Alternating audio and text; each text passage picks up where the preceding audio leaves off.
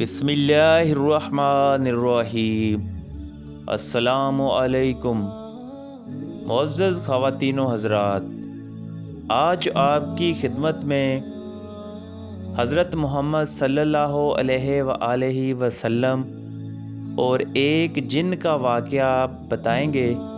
تو چلتے ہیں واقعے کی طرف۔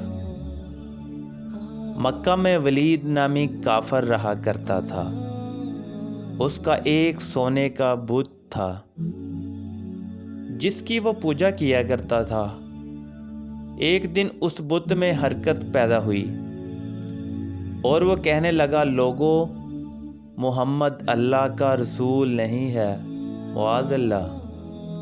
ولید بڑا خوش ہوا اور باہر نکل کر اپنے دوستوں سے کہنے لگا، مبارک ہو، آج میرا معبود بولا ہے اور صاف صاف اس نے کہا ہے کہ محمد اللہ کا رسول نہیں ہے۔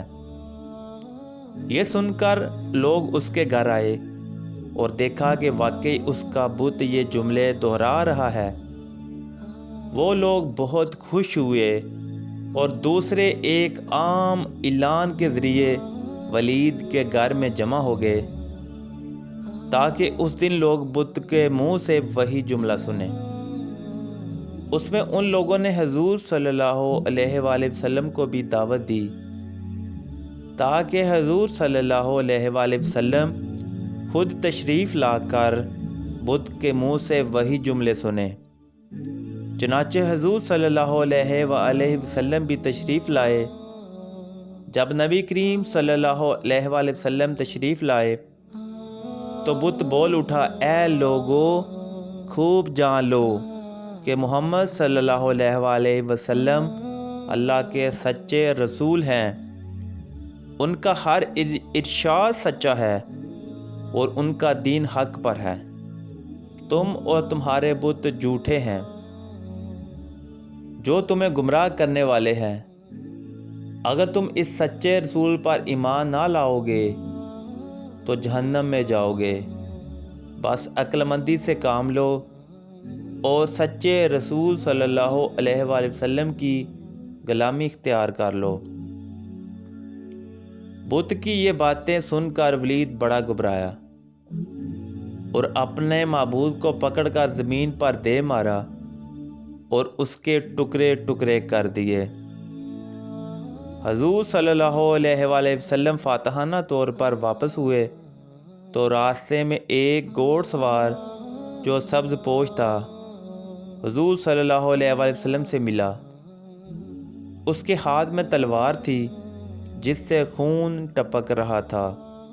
حضور صلی اللہ علیہ وآلہ وسلم نے فرمایا کہ تم کون ہو؟ بولا، میں جن ہوں اور آپ کا غلام ہوں اور مسلمان ہوں۔ میں کچھ دنوں کے لیے کہیں باہر گیا ہوا تھا۔ آج گھر واپس آیا تو میرے گھر والے رو رہے تھے۔